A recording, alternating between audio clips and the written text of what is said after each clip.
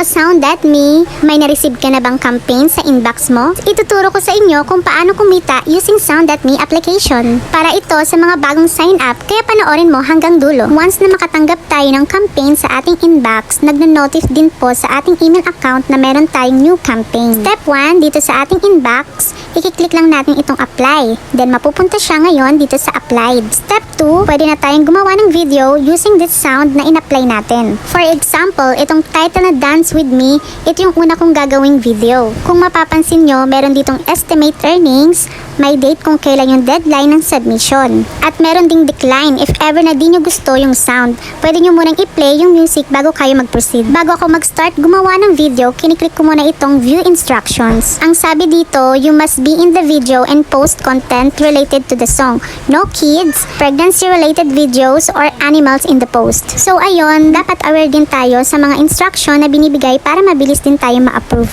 Ngayon, magpo-post na ako ng video sa TikTok. Click lang natin to at mapupunta tayo sa ating TikTok account.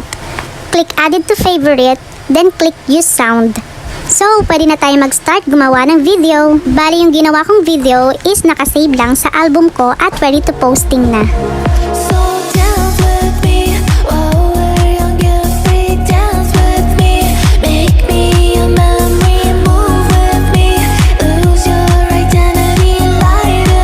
O diba ang dali lang, then click next. Ngayon, dito sa ating ad description, kayo na pong bahala kung ano po ang ilalagay nyong caption and hashtag.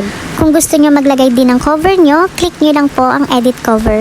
After na ma-set up lahat, pwede na nating i-post ang ating ginawang video using sound ni sound.me application.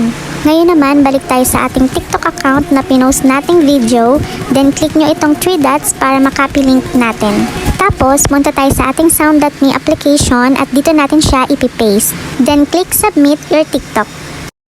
At mapupunta na siya ngayon sa active. Dito naman makikita nyo kung ilang views ba ang dapat dagdagan para ma-achieve natin itong estimate earnings. Kaya dapat kahit papano may views ang ating video kasi dun din tayo kikita. Pero don't you worry guys, meron akong technique dyan para dumami ang views mo. Direct message mo ako kung paano. So after ng active, mapupunta na siya dito sa complete. Dito naman guys, makikita nyo ang earnings nyo. Automatically mag-a-appear sa ating dashboard or sound profile after 72 hours. Then anytime pwede na kayo mag-withdraw through PayPal account. Basta ang minimum withdrawal niya is $5. So, ayun lang for today's video. Sabay-sabay tayong kumita using sound.me.